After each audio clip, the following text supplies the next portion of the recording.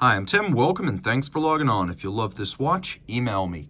Team Mosso at thewatchbox.com. It's in the description below.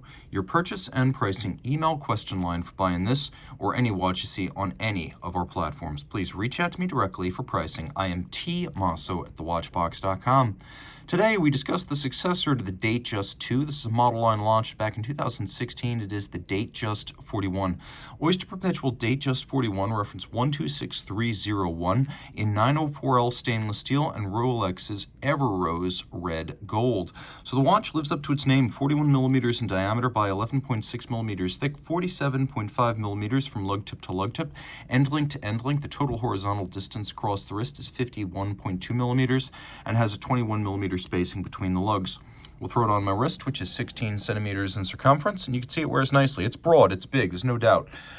I believe you could probably wear this watch on a wrist of 15 centimeters circumference. Again, my wrist is 16. Let's take a look over the top and down the barrel.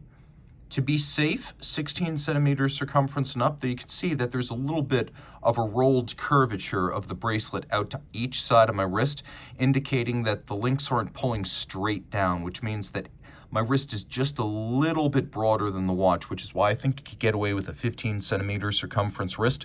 But make no mistake, regardless of the size of your wrist, this one's nice, flat, flush with a sloped bezel. It'll slide easily underneath a dress cuff. The bracelet, like the watch, is created by Rolex. Rolex has its own foundry. It makes its own alloys. That includes both the gold and the steels. The steels are a high nickel content called 904L steel that is particularly resistant to corrosion in the face of industrial acids, salt, and sweat. And then we have Everose red gold, which has a large amount of copper that gives it the redness, and then a large amount of platinum, which gives it the ability to remain ever rosy. It will not fade like a conventional red or rose gold will. Now the end link conforms to the case to better mate the bracelet to the watch, and then it tapers down toward the clasp. Outer faces are polished, center links are polished, shoulder links are satinated, and you can see removable links are fixed in place using screws. We've got a couple of them on each side. We have a thick gauge steel and Everose clasp. You can see it has a lift lock system spring-loaded with a beak internally and then a hook in the chassis of the folding clasp. And these two things latch together, so it's not friction fit. You can't just pull it open. You do need to unlatch it by articulating it up and releasing the closure. So it's a very secure system. You can see internally, thick gauge steel, single fold, high polish. We have Easy Link, which is a 5 millimeter in and out, snap shut, snap open, quick adjust, no tools necessary. There are 3 pairs of divots inside the clasp. Right now the bracelet's anchored in the middle pair, and you can use your strap tool to change the anchoring point of the bracelet in the clasp for fine-tuning the fit. Now rolling around to the case, it's an Oyster style case. No surprise, solid case back here. Screw down crown, you can see it's a twin lock in gold because it has 2 dots. Rolex has a coating system for the crowns. That is a twin lock in gold.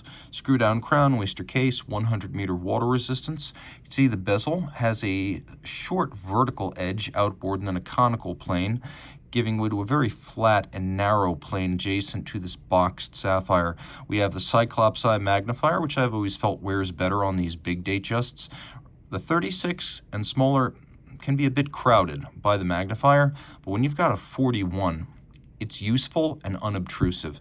Now we've got rose gold hands, rose gold applique indices, rose gold Rolex crown, and it is Everose to match the case. The idea here being that these elements will never tarnish, oxidize, or fade. And then we have a sunburst metallic center dial in silver. Let's do a quick lume shot. You can see that this watch uses Rolex's proprietary Chromolite blue lume. We have 2 setting modes. One is hacking or stop seconds. You can set the watch against a reference time to the second. The other is a quick set system. Fun fact, if you're dealing with a Rolex 3135, then you set it turning clockwise. If you're dealing with the newer 3235, you set it turning counterclockwise. And actually, if you go back to the old 3035s, those also set by turning counterclockwise. Okay, so we've seen hacking, we've seen the quick set. What's in the belly of the beast? Well, it's a 3235. 3235 is the latest family of automatic Rolex manufacturer movement, 70-hour power reserve, still bidirectional winding compared to the 3135. It gains a rotor bearing with a ball bearing rather than a jeweled staff system, so it's more shock tolerant. To that end, it also has a full balance bridge and a free sprung balance for precise adjustment and shock tolerance, a niobium zirconium blue oxidized overcoil hairspring for anti-magnetic qualities, and not only does it meet the COSC standards, but Rolex cases up the COSC certified movement, tests it as a fully assembled watch in 6 positions to run no worse than -2 + 2 seconds per day.